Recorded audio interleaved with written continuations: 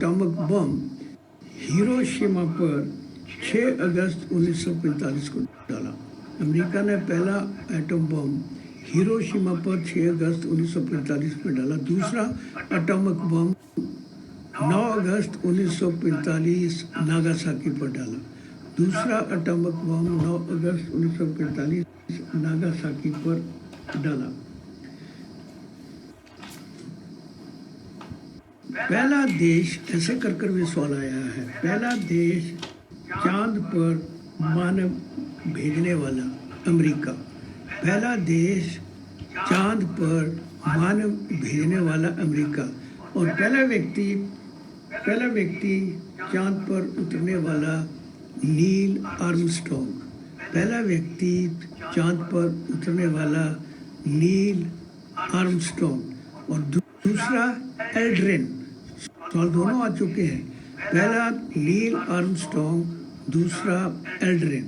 विश्व का पहला अंतरिक्ष यात्री यूरी गैगरिन।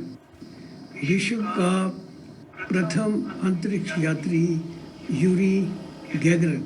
और विश्व की पहली महिला अंतरिक्ष यात्री वैलेंटीना। विश्व की पहली महिला अंतरिक्ष यात्री वैलेंटीना। अंतरिक्ष में सैटेलाइट भेजने वाला पहला देश रूस। अंतरिक्ष में सैटेलाइट भेजने वाला पहला देश रूस। ओलंपिक खेलें स्टार्ट करने वाला पहला देश, ओलंपिक खेलें स्टार्ट करने वाला पहला देश यूनान। और एथेंस में हुई आधुनिक खेलें भी आरंभ करने वाला पहला देश यूनान या ग्रीस, और जिसकी राजधानी एथेंस है। एथेंस में हुई। फुटबॉल कप जीतने वाला पहला देश उरुग्वे। फुटबॉल कप जीतने वाला पहला देश उरुग्वे। पहला यूरोपियन चीन में जाने वाला मार्को पोलो। सवाल आ चुका है, पहला यूरोपियन चीन में जाने वाला मार्को पोलो। भारत पर आक्रमण करने वाला पहला यूरोपियन सिकंदर। भारत पर आक्रमण करने वाला पहला यूरोपियन सिकंदर।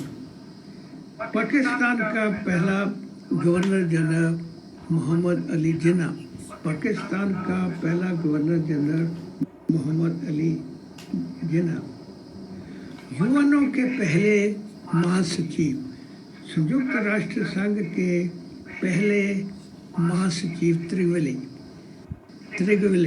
फिर कह रहा हूँ, संयुक्त राष्ट्र संघ के पहले महासचिव त्रिगविले। विश्व की पहली महिला प्रधानमंत्री श्रीमती भंडार नायके। विश्व की पहली महिला प्रधानमंत्री श्रीमती भंडार नायके। जब ये क्वेश्चन पूछते हैं इंदिरा गांधी लगा देते हो वहाँ। फिर कह रहा हूँ, विश्व की पहली महिला प्रधानमंत्री श्रीमती भंडार नायके श्रीलंका की। और भारत की पहली महिला प्रधानमंत्री श्रीमती इंदिरा गांधी। भारत की पहली इंदिरा गांधी। एवरेस्ट पर चढ़ने वाले विश्व के पहले 2 व्यक्ति एडमंड हिलरी और तेनजिंग नोर्गे। तेनजिंग इंडियन, दार्जिलिंग का रहने वाला, और Edmund Hillary and Tenzing. Edmund Hillary सवाल आ चुका है, एडमंड हिलरी न्यूजीलैंड का रहने वाला है। एडमंड हिलरी न्यूजीलैंड का रहने वाला था, अभी नहीं है, खत्म हो गया, मर गया है। और भारत में न्यूजीलैंड का राजदूत भी रहा है। बिना ऑक्सीजन के एवरेस्ट पर चढ़ने वाला प्रथम व्यक्ति। बिना ऑक्सीजन के एवरेस्ट पर चढ़ने वाला प्रथम व्यक्ति पीटर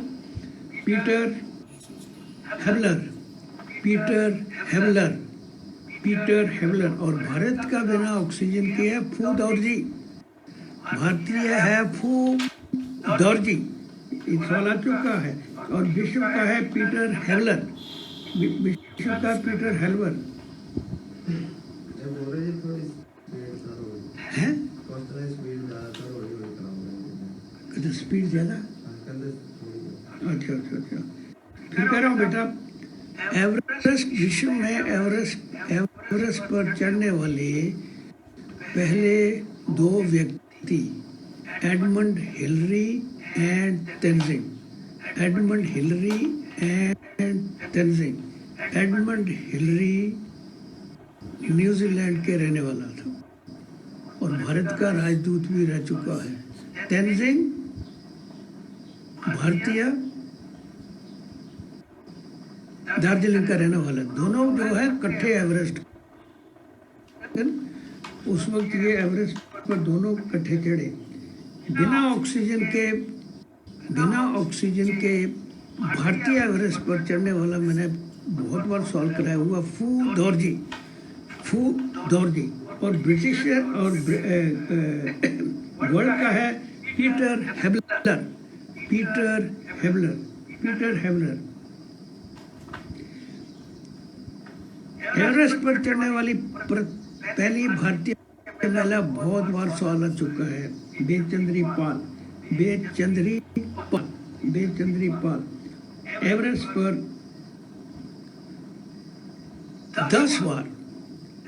पर 10 बार चढ़ने वाली महिला आंगरीता 10 बार एवरेस्ट पर चढ़ी। हवाई जहाज, इस सवाल बहुत बार आ चुका भी, हवाई जहाज उड़ाने वाले पहले दो व्यक्ति राइट ब्रदर्स। हवाई जहाज उड़ाने वाले व्यक्ति राइट ब्रदर्स।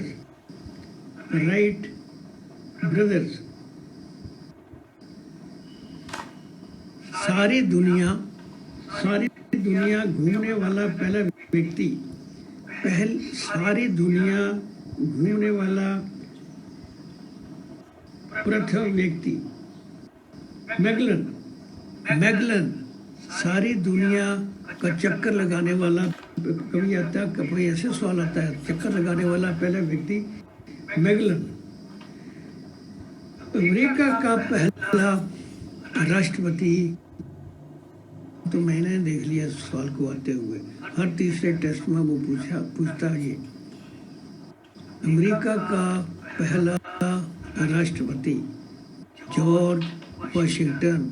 अमेरिका के 16वें राष्ट्रपति इब्राहिम लिंकन ने दास प्रथा का अंत किया अमेरिका में। इब्राहिम लिंकन ने दास प्रथा का अंत किया। ब्रिटेन का पहला प्रधानमंत्री रॉबर्ट बालफोर। ब्रिटेन का पहला प्रधानमंत्री रॉबर्ट बालफोर।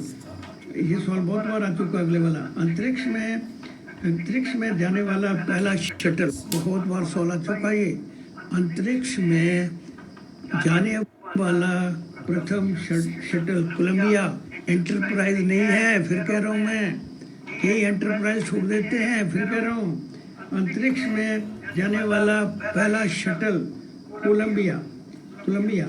मंगल तक पहुंचने वाला पहला अंतरिक्ष यान, मंगल पर तक पहुंचने वाला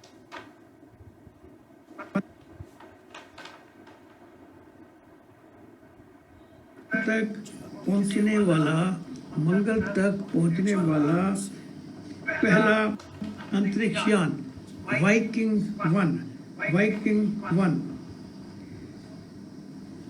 पहला टेस्ट ट्यूब बेबी मैंने करा दिया 1978। फिर देख लो 1978 पहला टेस्ट ट्यूब बेबी 1978। अपने पद से इस्तीफा देने वाले पहले अमेरिकन राष्ट्रपति निक्सन।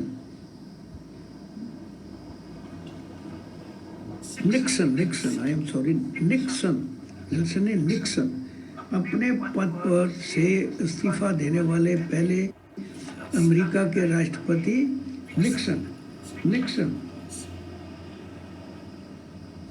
संयुक्त राष्ट्र संघ की पहली महिला अध्यक्ष विजय लक्ष्मी पंडित। फिर कह रहा हूँ, संयुक्त राष्ट्र महासभा की, संयुक्त राष्ट्र महासभा के विजय लक्ष्मी पंडित। इंग्लैंड की पहली महिला प्रधानमंत्री, इंग्लैंड की पहली महिला प्रधानमंत्री मार्गरेट थीशर सवाल आ चुका है। और मुस्लिम जगत की, पाकिस्तान उसमें शामिल है, मुस्लिम जगत की पहली महिला प्रधानमंत्री बेनज़ीर भुट्टो। मुस्लिम जगत की, जब पाकिस्तान की पहली महिला प्रधानमंत्री बेनज़ीर भुट्टो। एक बार सवाल इतने सालों में आया है, इजराइल की पहली महिला प्रधानमंत्री, इजराइल की पहली महिला प्रधानमंत्री गोल्डा मेयर। कहीं नहीं मिलेगा सवाल ये। इजराइल की पहली महिला प्रधानमंत्री गोल्डा मेयर। ये मैंने करा दिया, फिर करा रहा हूँ। उत्तरी ध्रुव पर पहुंचने वाला पहला व्यक्ति रॉबर्ट पेरी। उत्तरी ध्रुव पर पहुंचने वाला प्रथम व्यक्ति रॉबर्ट पेरी। और दक्षिणी ध्रुव पर पहुंचने वाला अमर्त्य सेन। संविधान बनाने वाला पहला देश यूएसए। संविधान बनाने वाला पहला देश यूएसए।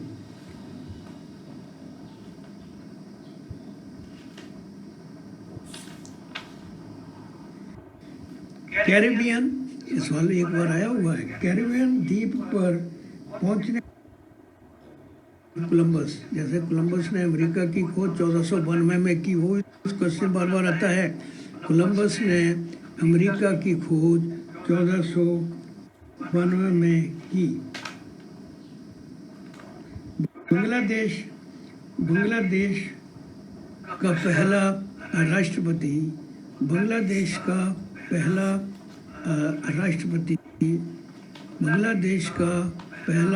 राष्ट्रपति शेख मुजीबुर रहमान।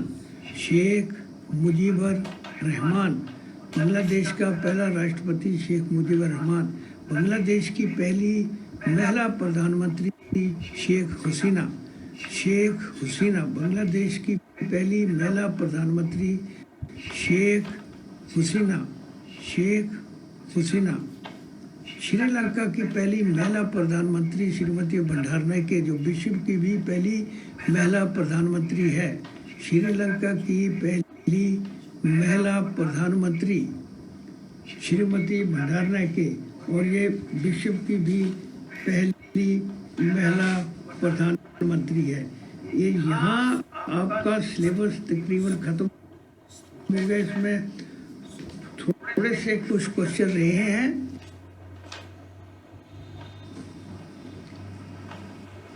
गुलाबी शहर जयपुर। को गुलाबी शहर कहते हैं। इसके साथ में और जो जुड़े हुए सवाल हैं, जो बार बार आ रहे हैं, वो इस प्रकार हैं। IT city Bangalore.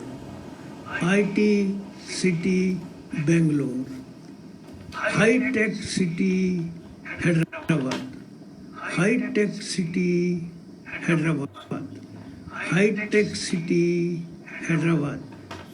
नवाबों का शहर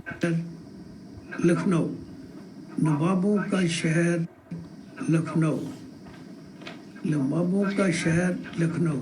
झीलों का नगर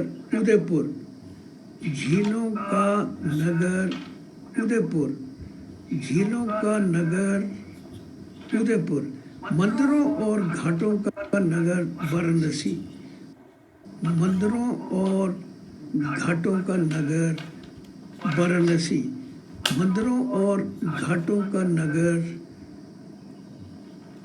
Varanasi. Finland,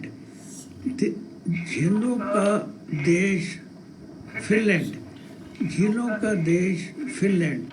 steel city Jamshedpur, steel city Jamshedpur. Coal city Dhanbad, coal city Dhanbad, दोनों झारखंड में हैं। Coal city Dhanbad Jharkhand. City of joy Kolkata, city of joy Kolkata, city of joy Kolkata. सूर्य उदय का देश जापान, सूर्य उदय का देश जापान, सूर्य उदय का देश जापान, सूर्य उदय का देश जापान। मध्य रात्रि सूरज उदय का देश नॉर्वे, मध्य रात्रि सूरज उदय का देश नॉर्वे, मध्य रात्रि सूरज उदय का देश नॉर्वे। सफेद हाथियों का देश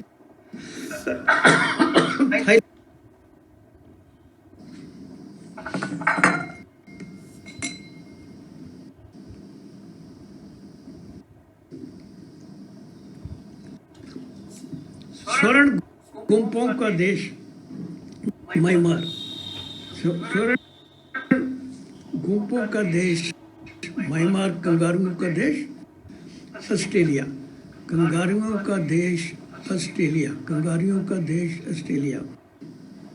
पिरामिड्स का देश मिस्र। कभी ना कभी ये सवाल आ चुके हैं। दूसरा क्वेश्चन है, mount Everest, mount Everest Nepal में है, माउंट एवरेस्ट नेपाल में। माउंट एवरेस्ट पर जितने भी सवाल आ चुके हैं इस प्रकार हैं। माउंट एवरेस्ट विश्व की सबसे ऊंची चोटी, माउंट एवरेस्ट विश्व की सबसे ऊंची चोटी। तीसरा क्वेश्चन, ये चोटी हिमालय पर्वत श्रृंखला में है, ये चोटी हिमालय पर्वत श्रृंखला में है। हिमालय पर्वत श्रृंखला जो है विश्व की सबसे ऊंची पर्वत श्रृंखला, हिमालय पर्वत विश्व की सबसे ऊंची पर्वत श्रृंखला। हिमालय पर्वत श्रृंखला जो है वो एशिया में है, हिमालय पर्वत श्रृंखला जो है वो एशिया में है। तो विश्व के पहले दो व्यक्ति एवरेस्ट पर चढ़ने वाले Tenzing Norgay and Edmund Hillary, Tenzing Norgay और एडमंड हिलरी जो बार बार आ रहे हैं वही मैं करा रहा हूँ।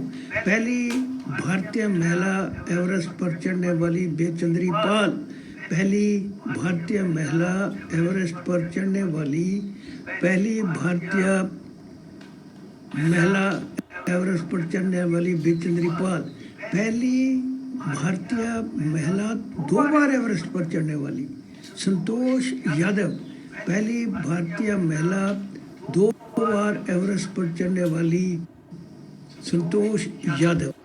ये इतने क्वेश्चन एवरेस्ट के ऊपर बार आ चुके हैं, जो दूसरे एक आधी बार आया वो मैंने करा चुका हूँ आपको। नेक्स्ट क्वेश्चन है, वोट डालने की आयु भारत में 18 वर्ष है, वोट डालने की आयु 18 वर्ष है। वोट डालने की आयु पहले कितने वर्ष थी? 21 वर्ष, पहले 21 वर्ष थी वोट डालने की आयु। तीसरा क्वेश्चन इसके ऊपर आता, ये घटाकर कब किस संविधान संशोधन के अंतर्गत की गई? संविधान के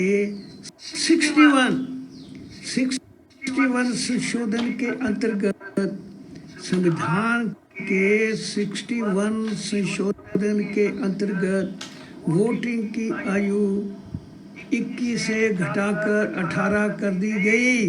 फिर कह रहा हूं मैं, संविधान संशोधन 61 के अंतर्गत, 61 में संविधान संशोधन के अंतर्गत वोटिंग की आयु 21 से घटाकर 18 कर दी गई। अभी वोट डालने की आयु 18 वर्ष है।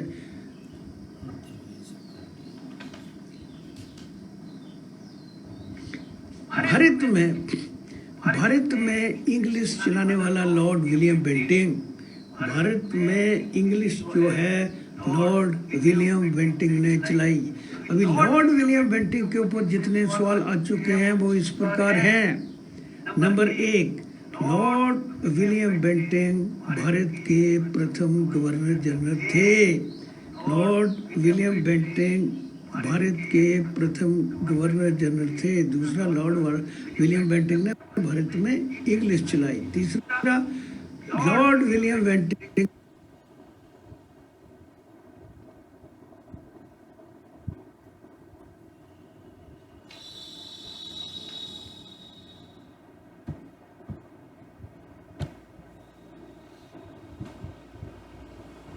सती प्रथा पर रोक लगाने के लिए लॉर्ड विलियम बेंटिंग का साथ सती प्रथा पर रोक लगाने के लिए राजा राम मोहन रॉय ने दिया। उनका साथ राजा राम मोहन रॉय ने दिया। राजा राम मोहन रॉय ने दिया। आखिरी क्वेश्चन इसके ऊपर आता है लॉर्ड विलियम बेंटिंग के ऊपर। उन्होंने ठगी प्रथा का अंत किया। ठगी प्रथा का अंत किया। ये पूरे सवाल आ चुके हैं लॉर्ड विलियम बेंटिंग के ऊपर। तराई का दूसरा युद्ध, इसके ऊपर बहुत बार ये सवाल आ रहा। तराई का दूसरा युद्ध 1192। तराई का दूसरा युद्ध 1192। दूसरा क्वेश्चन आता, तराई कहाँ है? हरियाणा में। दूसरा, हरियाणा में। तीसरा क्वेश्चन आता, ये युद्ध किस के बीच हुआ? ये युद्ध चौहान और मोहम्मद गौरी के बीच में हुआ। ये युद्ध पृथ्वीराज चौहान और मोहम्मद गौरी के बीच में हुआ। पांचवा क्वेश्चन इसमें, इस युद्ध में पृथ्वीराज चौहान की हार और मोहम्मद गौरी की जीत। पृथ्वीराज चौहान की हार, मोहम्मद गौरी की जीत। और मोहम्मद गौरी ने इस युद्ध के बाद भारत में मुस्लिम राज का निर्माण किया। मोहम्मद गौरी ने तराई के दूसरे युद्ध के बाद भारत में मुस्लिम राज का निर्माण किया। इसीलिए मोहम्मद गौरी को भारत में मुस्लिम राज का निर्माता कहते हैं। मोहम्मद गौरी को भारत में मुस्लिम राज का निर्माता कहते हैं। इसमें 2 क्वेश्चन और आ चुके हैं। मोहम्मद गौरी अफगानिस्तान का रहने वाला था। मोहम्मद गौरी अफगानिस्तान का रहने वाला था। नेक्स्ट क्वेश्चन जो आया हुआ है, पृथ्वीराज चौहान दिल्ली का आखिरी राजपूत शासक था। पृथ्वीराज चौहान दिल्ली का आखिरी राजपूत शासक था। नेक्स्ट क्वेश्चन है, भारत के नेपोलियन समुद्रगुप्त। भारत के नेपोलियन समुद्रगुप्त लोकमान्य बाल गंगाधर तिलक। भारत के नेपोलियन समुद्रगुप्त, लेकिन लोकमान्य बाल गंगाधर तिलक। गुरुदेव रविंद्रनाथ टैगोर।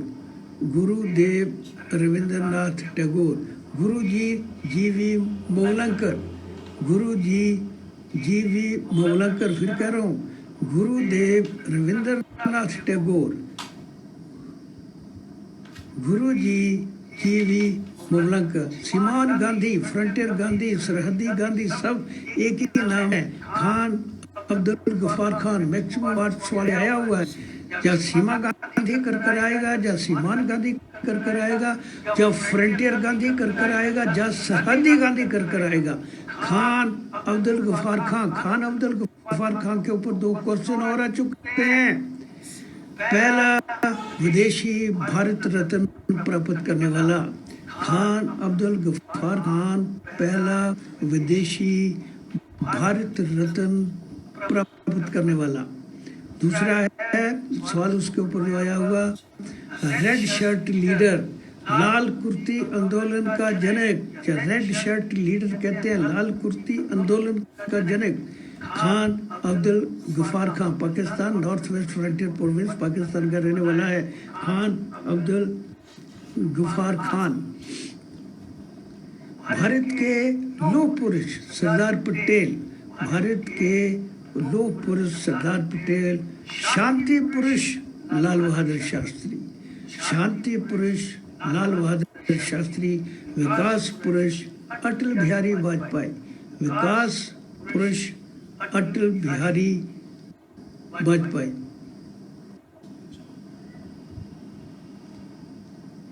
नेक्स्ट क्वेश्चन, इसको इधर ही छोड़ देते हैं, फिर भी बाद में और करता जाऊंगा। गिर, गिर जो नेशनल पार्क है वह गुजरात में है। गिर नेशनल पार्क गुजरात में है। इसमें सबसे ज़्यादा शेर हैं। गिर गुजरात सबसे ज़्यादा, कहता स्पीड ज़्यादा है।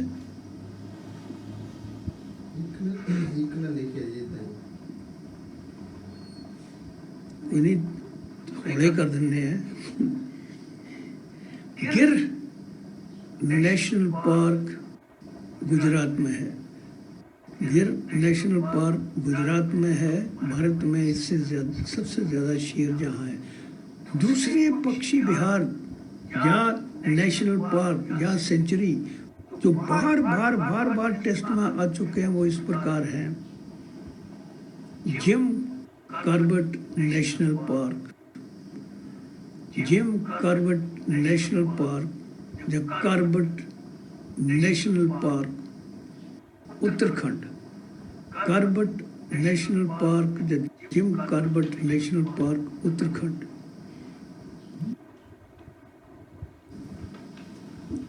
इसमें सबसे अधिक बंदी कर देना, इसमें सबसे अधिक बाघ है। इसमें सबसे अधिक बाघ है। काजीरंगा असम, काजीरंगा असम। इसमें विश्व के 60% गैंडे हैं। विश्व के 60% गैंडे हैं। मानस असम, मानस असम।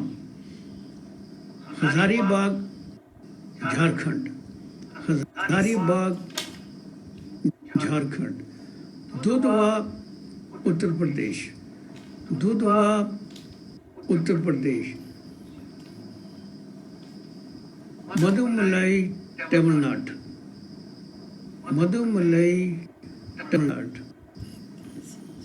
मन्नार की खड़ी तमिलनाडु, मन्नार की खड़ी तमिलनाडु, मन्नार की खड़ी Tamil Nadu. Run of Kutch Gujarat, run of Kutch Gujarat, run of Kutch Gujarat. Ranthambore Rajasthan, Ranthambore Rajasthan. अभी मैं वो बता रहा हूँ जो सबसे अधिक बार टेस्ट में आया हुआ पक्षी विहार। घाना पक्षी विहार या कोवला देव घाना पक्षी विहार, कोवला देव घाना पक्षी विहार या घाना पक्षी विहार या भरतपुर पक्षी विहार राजस्थान में है। राजस्थान में साइबेरिया से यहाँ पक्षी आते हैं अपने अंडे देकर। गर्मियों आया हुआ ये कोवला देव घाना पक्षी विहार, कोवला देव घाना पक्षी विहार। फूलों की घाटी गढ़वाल, बहुत बार सवाल आ चुका है। फूलों की घाटी गढ़वाल उत्तराखंड, फूलों की घाटी Garhwal Uttarakhand. Silent valley Kerala, silent valley Kerala, silent valley Kerala. Nanda Devi, Nanda Devi Uttarakhand, Nanda Devi Uttarakhand. Sundarban Paschim Bengal, Sundarban Paschim Bengal. Sundarban में बंगाल टाइगर रहते हैं, बंगाल टाइगर होते हैं। और ये बहुत बार सवाल है। जितने मैंने आपको बताया है ये बार बार सवाल आ रहे हैं। नेशनल पार्क जहाँ ये सेंचुरीज, सत्य में विजयते, सत्य में विजयते हमारा राष्ट्र सूत्र है। सत्य में विजयते राष्ट्र सूत्र, इसे मुंडक उपनिषद से लिया गया है। बहुत बार सवाल आ चुका है। सत्य में विजयते को मुंडक उपनिषद से लिया गया है।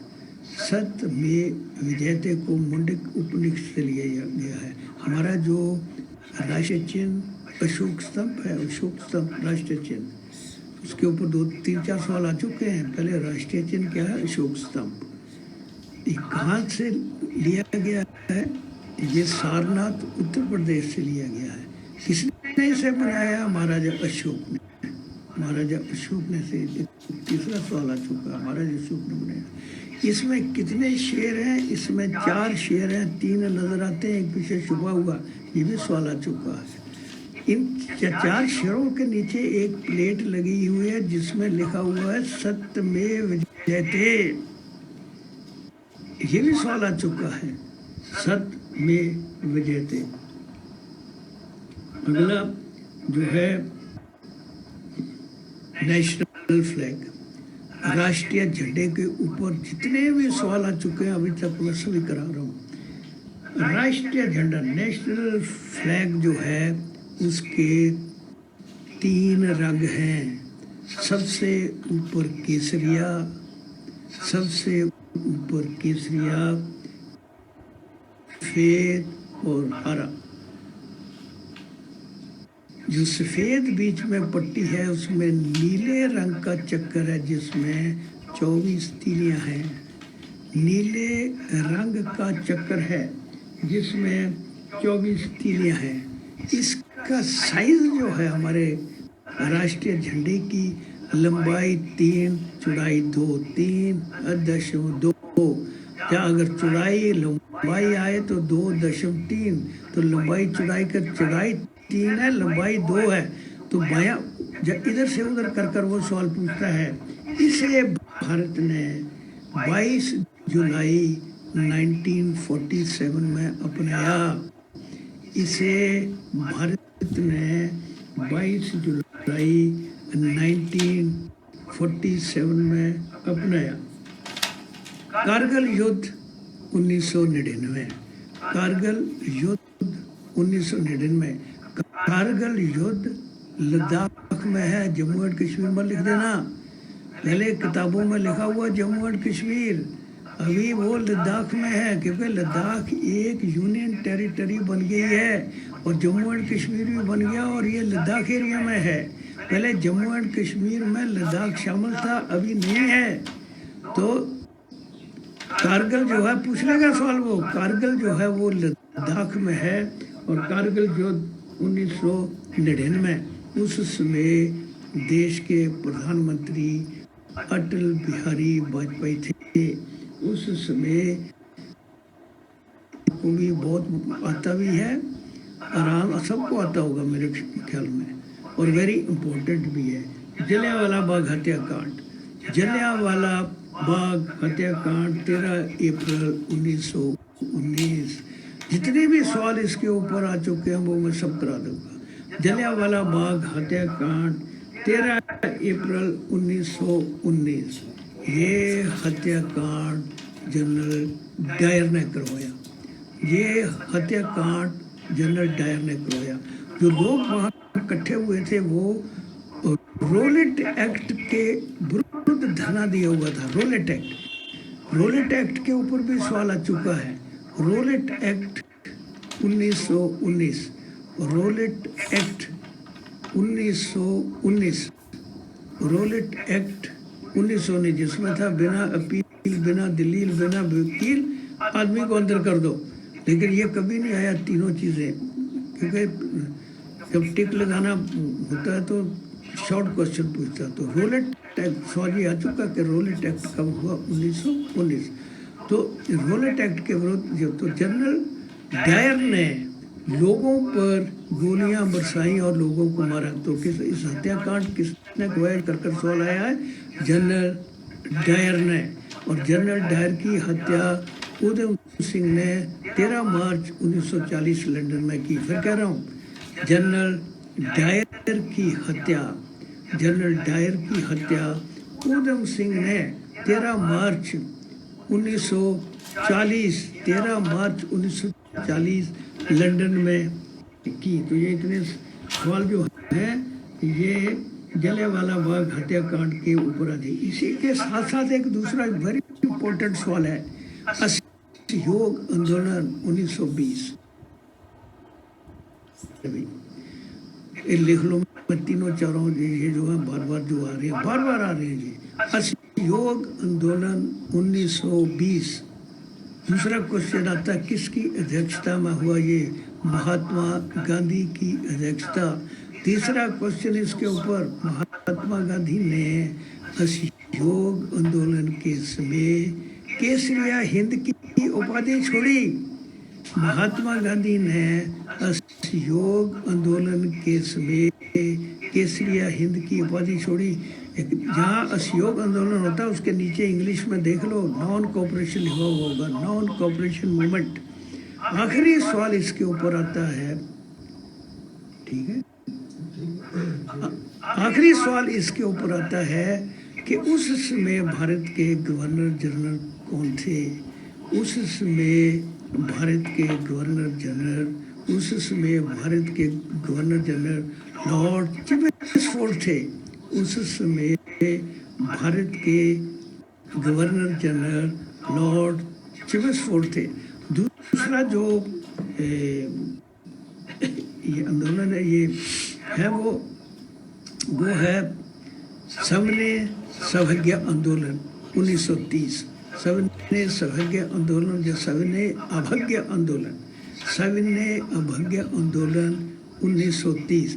उसके नीचे इंग्लिश में लिख लेना, सिविल डिसोबीडियंस सौभाग्य आंदोलन कब हुआ? 1930।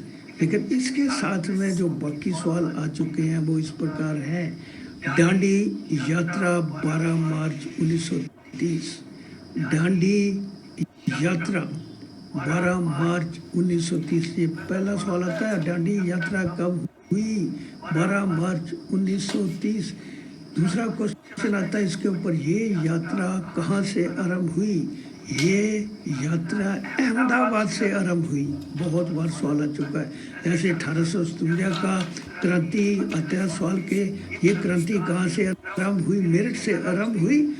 उसी प्रकार ये इसके ऊपर सवाल आता है, ये यात्रा कहाँ से आरंभ हुई? अहमदाबाद से आरंभ हुई।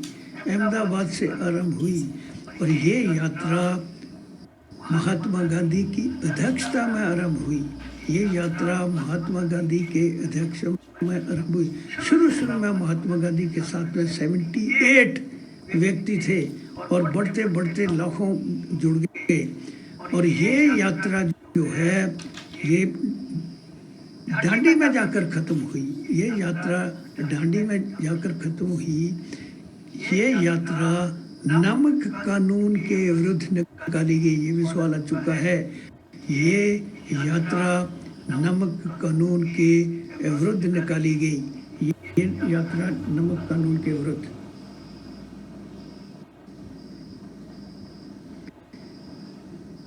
नेक्स्ट क्वेश्चन सीधा है Andaman Nicobar port Blair. Next question है वेरी वेरी इंपॉर्टेंट, बहुत बार आ चुका है। पानीपत का पहला युद्ध 1526, वेरी इंपॉर्टेंट, बार बार आ रहा है। पानीपत का पहला युद्ध 1526। ये युद्ध इब्राहिम लोदी और बाबर के बीच में हुआ। ये पूरा सवाल पूछता वो किस किस के बीच हुआ। ये युद्ध इब्राहिम लोदी और बाबर के बीच में हुआ। इब्राहिम लोदी और बाबर के बीच में हुआ। बाबर की जीत और इब्राहिम लोदी की हार।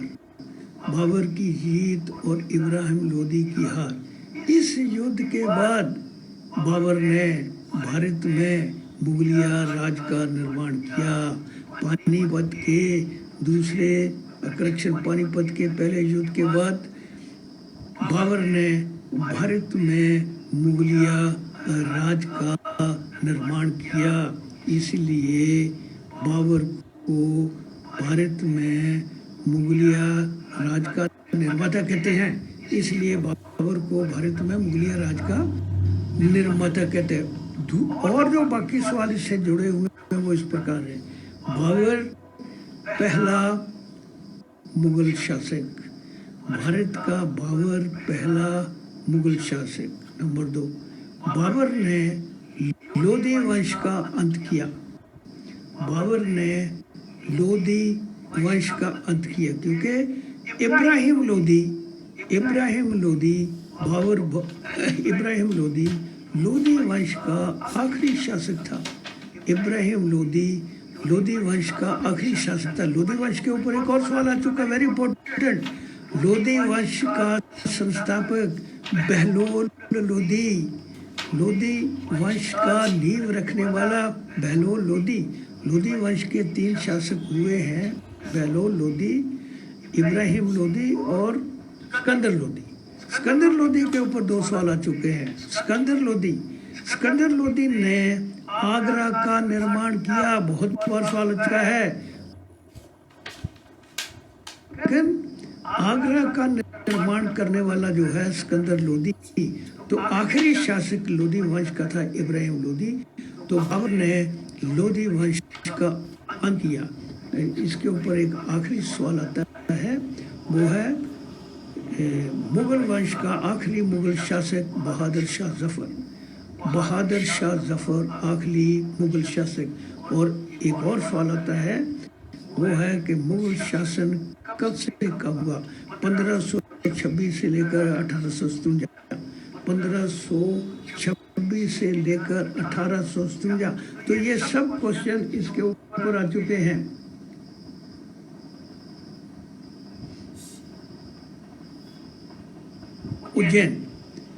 उज्जैन के ऊपर सवाल है। उज्जैन कालिदास से संबंध रखता है।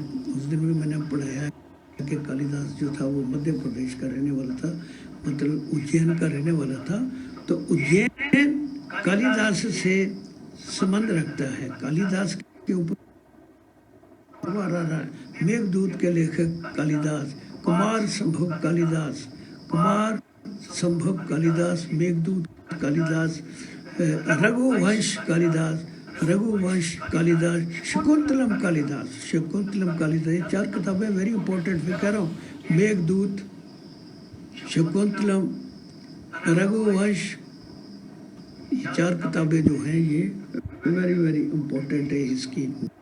कुमार संभव, ये 4 किताबें इसकी इंपॉर्टेंट है। लेकिन सबसे ज़्यादा बार जो है मेघदूत आया। तो कालिदास जो है, और एक और कालिदास के ऊपर सवाल आता है। पहले तो कहाँ रहने वाला था, ये पिछली बार सवाल आया हुआ है। और दूसरा सवाल आता है कि वे किस भाषा का कवि था, हिंदी का था या किस भाषा? संस्कृत भाषा का कवि था कालिदास।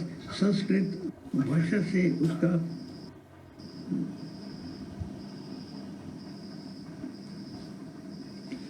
ये क्वेश्चन पेपर नंबर 1 खत्म हो गया। क्वेश्चन पेपर नंबर 2, संयुक्त राष्ट्र संघ के ऊपर जितने भी सवाल आते हैं वो मैं सब करा दूंगा। सबसे पहले उसने सवाल पूछा हुआ, बेटा कितना टाइम रह गया?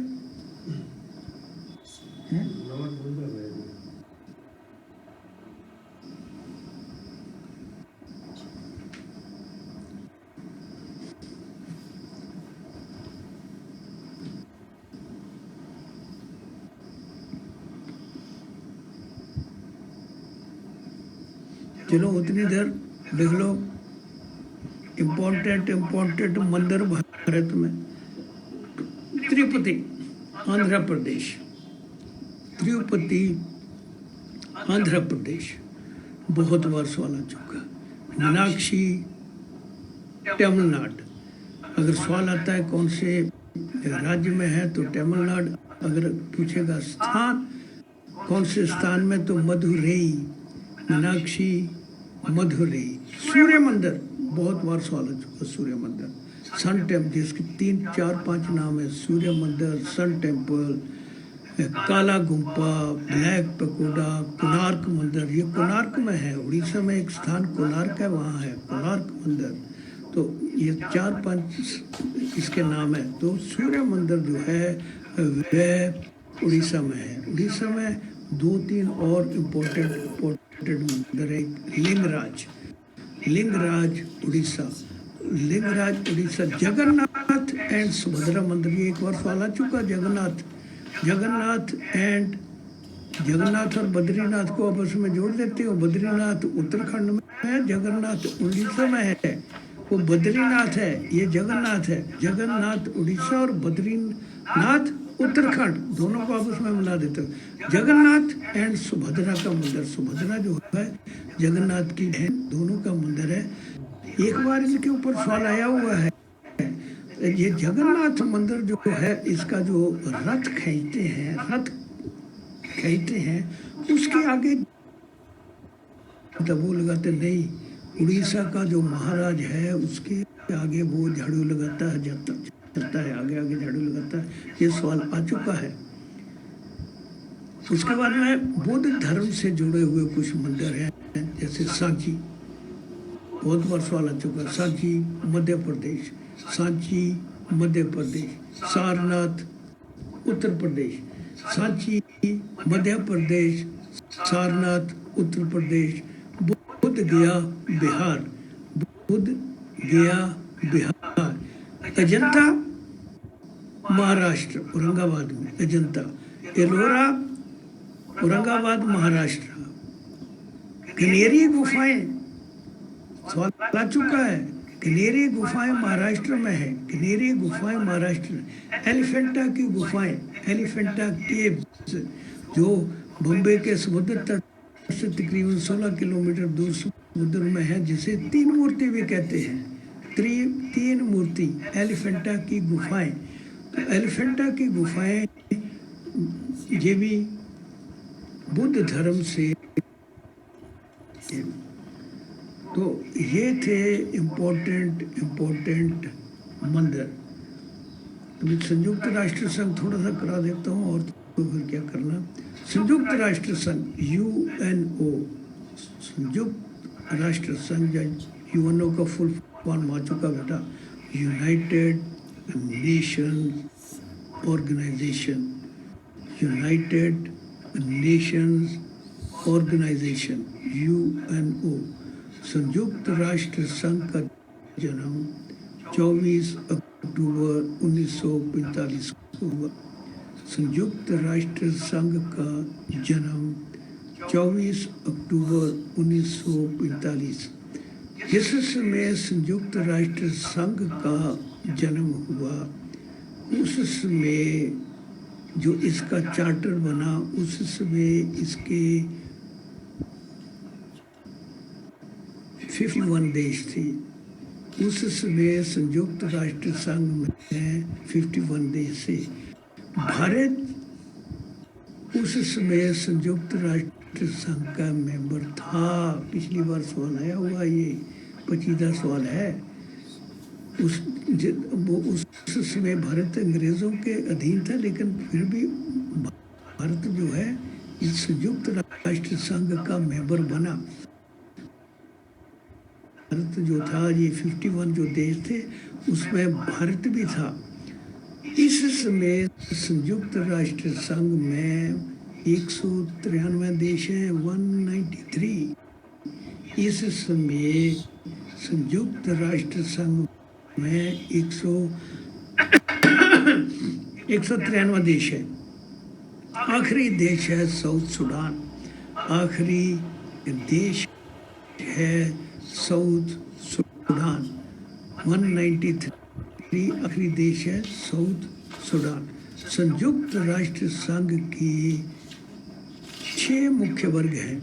संयुक्त राष्ट्र संघ के 6 मुख्य वर्ग हैं। 3 इम्पोर्टेंट हैं, 3 ऐसे ही हैं। पहला जो है वो है सभा के मेंबर हैं। महासभा, अभी थोड़ी देर पहले मैंने एक सवाल कराया कि विश्व की जब पहली भारतीय महिला महासभा की महासचिव जनरल सेक्रेटरी विजय लक्ष्मी पंडित।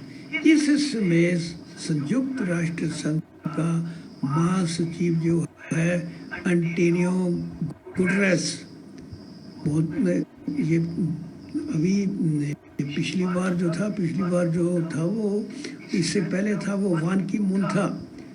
वान की मून साउथ कोरिया का, उसके ऊपर 2-3 बार सवाल आ चुका है।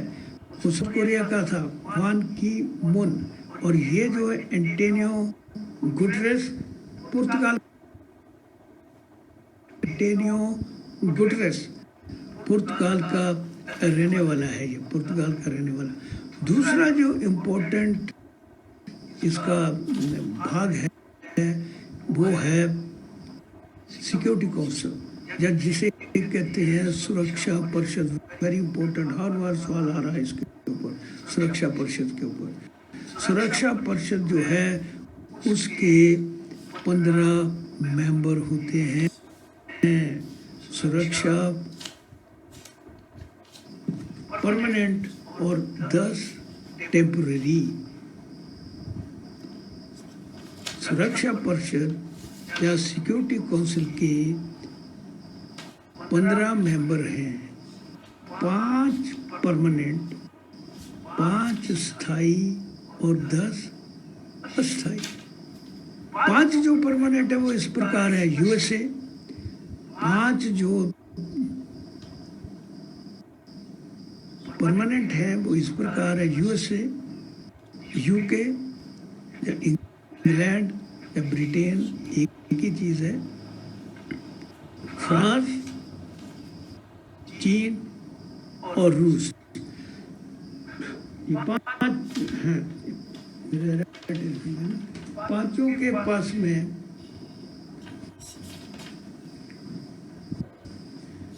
के पास में वीटो की ताकत है। आपको सवाल जो है वो इस प्रकार से आता है जी, कहता है कि इनमें से कौन सा देश सुरक्षा परिषद का परमानेंट सदस्य नहीं है।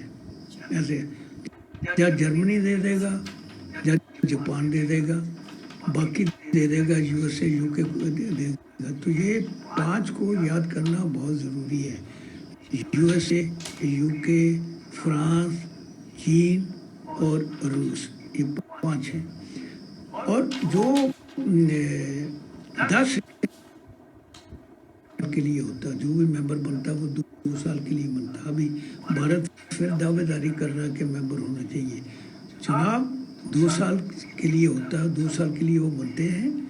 और चुनाव महासभा द्वारा होता है। महासभा जो है वो वोटें डालती है, तो वो देश जो है वो सुरक्षा परिषद का टेम्परेरी मेंबर बनता है। फिर नेक्स्ट है इंटरनेशनल कोर्ट ऑफ जस्टिस, अंतर्राष्ट्रीय न्यायालय जिसको कहते हैं। इंटरनेशनल कोर्ट ऑफ जस्टिस जो रेड कॉर्नर वारंट इशू करता है, बड़े बड़े आदमियों को पकड़ने वाला वही है जो international court of justice. International court of justice का headquarter Hague. International court of justice का हेडक्वार्टर हेग। हेग जो है वो नीदरलैंड की राजधानी है। इसके जो जज हैं उनका कार्यकाल 9 वर्ष होता है। इनका कार्यकाल 9 वर्ष होता है। और इसके टोटल 15 जज हैं। टोटल 15 जज हैं और कार्यकाल 9 वर्ष। इसके ऊपर एक सवाल बार बार आ रहा है। पहला अभी मैंने थोड़ी देर पहले पढ़ाया है। पहला भारतीय इंटरनेशनल कोर्ट ऑफ जस्टिस का जज, पहला भारतीय इंटरनेशनल कोर्ट ऑफ जस्टिस का जज नागेंद्र सिंह।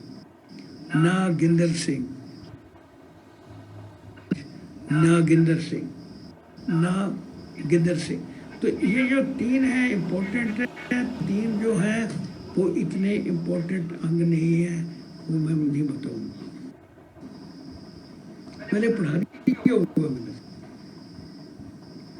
नेक्स्ट क्वेश्चन है वाटरलू किस स्थान पर स्थित है? वाटरलू बेल्जियम में है। अभी वाटरलू के युद्ध के ऊपर जितने भी सवाल आ चुके हैं आपको टेस्ट में, वो इस प्रकार हैं। पहला क्वेश्चन, वाटरलू का युद्ध 1815 में हुआ। सवाल आता है कि वाटरलू का युद्ध कब हुआ? 1815। दूसरा क्वेश्चन आता है ये युद्ध किस किस के बीच हुआ? ये युद्ध फ्रांस और इंग्लैंड के बीच हुआ। ये युद्ध फ्रांस और इंग्लैंड के बीच में हुआ। तीसरा क्वेश्चन आता है फ्रांस की तरफ से किसने भाग लिया और इंग्लैंड की तरफ से किसने भाग लिया? France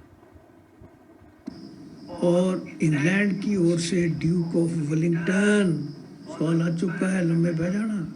Duke of Wellington, England की ओर से ड्यूक ऑफ वेलिंगटन और फ्रांस की तरफ से नेपोलियन। फ्रांस की हार। इस युद्ध के बाद नेपोलियन को पकड़कर जो अगला सवाल आता, कहाँ भेज दिया गया? सेंट हेलेना में। नेपोलियन को पकड़कर सेंट हेलेना में भेज दिया गया। सेंट हेलेना जो है वो अटलांटिक महासागर में, जिसे अंध महासागर कहते हैं, अटलांटिक महासागर में है सेंट हेलेना। वहाँ नेपोलियन की मृत्यु हो गई। वहाँ नेपोलियन की मृत्यु हो गई। सिर्फ एक बार इतने सालों में सवाल आया है नेपोलियन का जन्म कहाँ हुआ। कभी नहीं ये सवाल आया। ऐसे खास इम्पोर्टेंट सवाल नहीं है। कोर्सिका अगर आ जाए तो उसका जवाब है कोर्सिका में। कोर्सिका फिर कहाँ है? कोर्सिका। तो नेपोलियन का जन्म कोर्सिका में हुआ। नेपोलियन के ऊपर एक दो क्वेश्चन और आ चुके हैं। नेपोलियन को लिटिल कॉर्पोरल के नाम से जाना जाता है। नेपोलियन को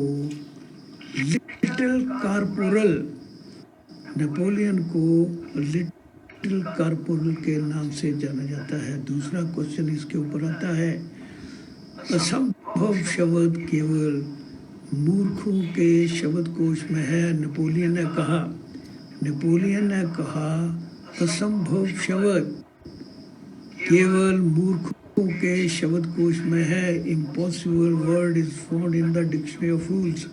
असंभव शब्द केवल मूर्खों के शब्दकोश में है। एक और उसने और कहा है, तुम मुझे अच्छी माताएं दो, मैं तुम्हें अच्छा देश दूंगा। तुम मुझे अच्छी माताएं दो, मैं तुम्हें अच्छा देश दूंगा। ये सब के सब क्वेश्चन आ चुके हैं जो मैंने नेपोलियन के ऊपर पढ़ाए हैं।